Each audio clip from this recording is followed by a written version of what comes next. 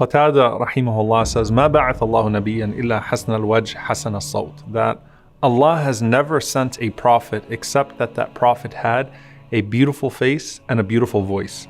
In the case of the Prophet sallallahu alaihi wasallam, they had never seen anything or anyone as beautiful as him before or after Islam. And with some people, that beautiful external appearance is directly tied to ugly character.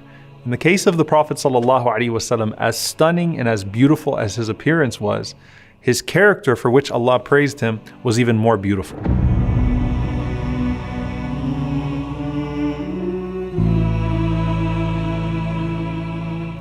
Abdullah ibn Rawaha radiyallahu ta'ala anhu, he describes the presence of the Prophet sallallahu alaihi wasallam. He says, "لو لم تكن فيه آيات مبينة كانت بداهته تنبيك بالخبر."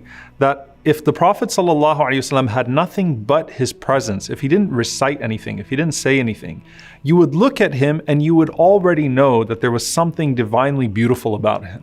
And that's why you find all of these stories of people that embraced Islam just by looking at the Prophet sallallahu alaihi wasallam. Abdullah ibn Salam radiyallahu ta'ala anhu, who was the chief rabbi of Medina before the Prophet sallallahu alaihi wasallam arrived, when he went out to see the Prophet sallallahu alaihi wasallam, before he said a single word, he said, "I looked at his face and I knew that this face, laysa biwajhi kadhab." This is not the face of a liar. The Prophet ﷺ is described in the Shama'il, in the books of description, from head to toe alayhi salatu wassalam. And one of the ways that he's frequently described is as being more beautiful than the moon. كان رسول الله صلى الله عليه وسلم فخما مفخما يتلألأ وجهه تلألؤ القمر ليلة البدر. The Prophet ﷺ had an awe-inspiring appearance. His face was more radiant, more beautiful than the full moon on the darkest night. And when you think of the desert and how amazing and awesome and awe-inspiring the full moon looks in the desert, and you think about this narration of Anas ibn Malik radiyallahu anhu, where he says that there was one night that I actually wanted to compare.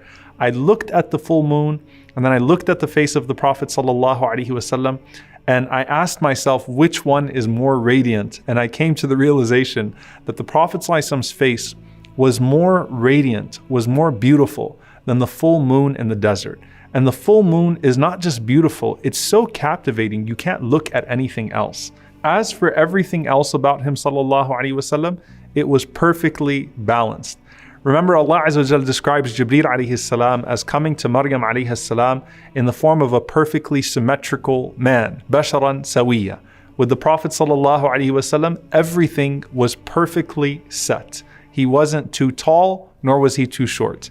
His skin was not too light, nor was it too dark. He was azhar al-lawn. He had a bright skin color, but at the same time, the Prophet ﷺ was not pasty white. His face was not too round, nor was it too narrow, but it was closer to being round, sallallahu alaihi wasallam. Now, if you're looking at the Prophet sallallahu alaihi wasallam, and I want you to imagine standing in front of him, alayhi salatu wasalam, the first thing you're going to do is you're going to connect with his eyes, sallallahu alaihi wasallam. And Ma'bad radiyallahu anha says that the Prophet ﷺ's eyes had a perfect contrast.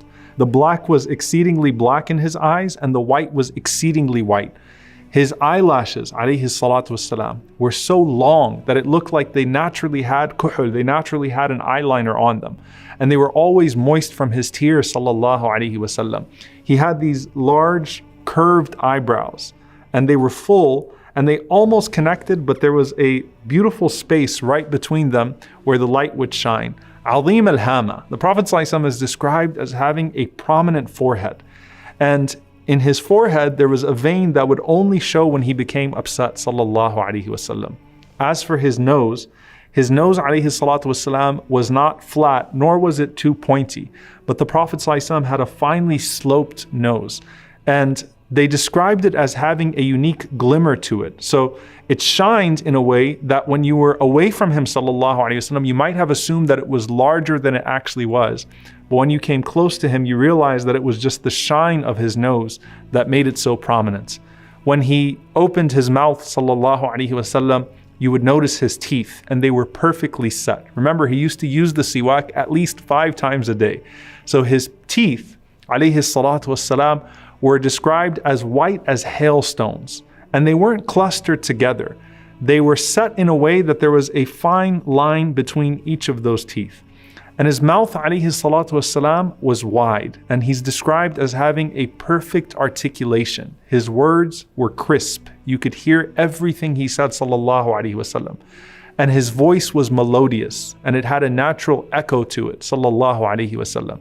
And his hair, just like everything else, is perfectly in the middle. It wasn't too straight, nor was it too curly, but instead it was wavy hair. And the Prophet ﷺ would keep it sometimes to his earlobes, sometimes he would let it go all the way to his shoulders, ﷺ. And of course, in times of Hajj and Umrah, he would shave his head, ﷺ. He also had a dense, full beard, alayhi salatu wassalam. And the Prophet ﷺ used to comb his hair and he used to comb his beard. And they were fully black. And the Sahaba counted just between 14 and 20 gray hairs in his hair and his beard, sallallahu alaihi wasallam, at the time of his death. So he's 63 and he only had a few gray hairs, sallallahu alaihi wasallam, in his hair and his beard. And they said when he would use oil, sallallahu alaihi wasallam, you couldn't even see them. And when you could see them, they were concentrated right under his lips, sallallahu alaihi wasallam, and on his sideburns, alaihi salatu wasalam. Then you come down to his neck. And the Prophet ﷺ had an elegant long neck. They said it was like the neck of a gazelle, sallallahu alaihi wasallam. And then you looked at his shoulders. He had broad shoulders, sallallahu alaihi wasallam. He was strong arms, alaihi salatu wasalam. He had a strong chest. And even until the date of his death, his stomach never extended beyond his chest, sallallahu alaihi wasallam. So he maintained his weight, alaihi salatu wasalam, and he maintained his fitness. The Prophet ﷺ was not a hairy man. So other than his hair on his head and his beard, the Prophet ﷺ did not have much hair on the rest of his body. And he had a little bit of hair on his chest and a line that naturally ran down all the way to his navel, sallallahu alaihi wasallam. Then you come to his limbs.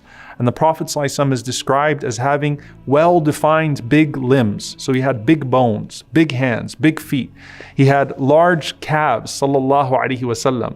And they said that his calves were perfectly round, and then he had absolutely no weight on his heels, alayhi salatu wassalam. And his lower body was so strong, sallallahu alaihi wasallam, that he used to be able to jump on a horse and a camel and mount it with absolutely no saddle because of the strength of his lower body. And that's why you'll find, subhanAllah, that Al-Hasan radiallahu ta'ala anhu is described as resembling the Prophet ﷺ in his upper body, meaning his beauty. Al-Husayn radiallahu ta'ala anhu is described as resembling the Prophet ﷺ in his lower body because of his strength. He was a warrior radiallahu ta'ala anhu, like his grandfather sallallahu alayhi wasallam.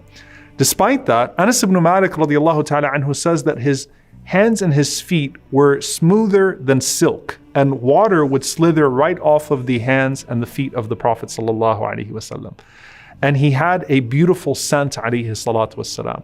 He would sweat perfume, sallallahu alaihi wasallam. When you smelled his sweat, it smelled good. And if you shook the hand of the Prophet sallallahu alaihi wasallam, you would maintain the scent of his hand on your hand for days after meeting him, sallallahu alaihi wasallam. He had the best of breath, sallallahu alaihi wasallam. And when you saw him from afar, his appearance would strike you. And then when he came close to you, his beauty would overwhelm you in a way that you couldn't stare at him, sallallahu alaihi wasallam. Al-Bara radiallahu ta'ala anhu said, Wallahi, I went out one night and I saw the Prophet sallallahu alaihi wasallam in this red garment. And it was a red hulla from Yemen, his favorite garment to wear on occasions. And he said, I have never seen a sight more beautiful than the Prophet sallallahu alaihi wasallam on that night. Abu Hurairah radiallahu ta'ala anhu said, when I saw the Prophet sallallahu alaihi wasallam, he was so perfectly set, it was as if he was molded in silver, sallallahu alaihi wasallam. And the most famous thing about the Prophet sallallahu alaihi wasallam was his smile. He always was smiling, sallallahu alaihi wasallam. Subhanallah, in sadness and happiness, he always had a smile on his face, sallallahu alaihi wasallam. And Ka'b ibn Malik radiallahu ta'ala anhu said that إِذَا surra, when he was happy, then his face would become even more radiant, sallallahu alaihi wasallam.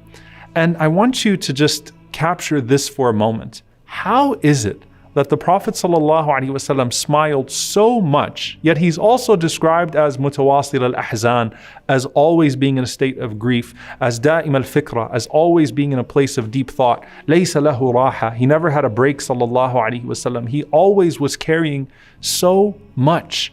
And this goes to the khuluq, the character that Allah talks about in the Quran, that some people, you would think that they're aghniya, you would think that they have absolutely nothing going on because of the way that they carry themselves. But smiling is a sadaqah, it's a charity. And with the Prophet ﷺ, there was no man that smiled at his ummah more than the Prophet ﷺ, but at the same time, there was no man that wept for his ummah than the Prophet ﷺ. So during the day, in order to bring joy to the people, he smiled ﷺ at them, and that was from his generosity. And during the night, there was no man that would cry more than him ﷺ in front of his Lord, also to bring joy and happiness and relief to his blessed ummah. صلوا عليه صلوا عليه صلى الله عليه وسلم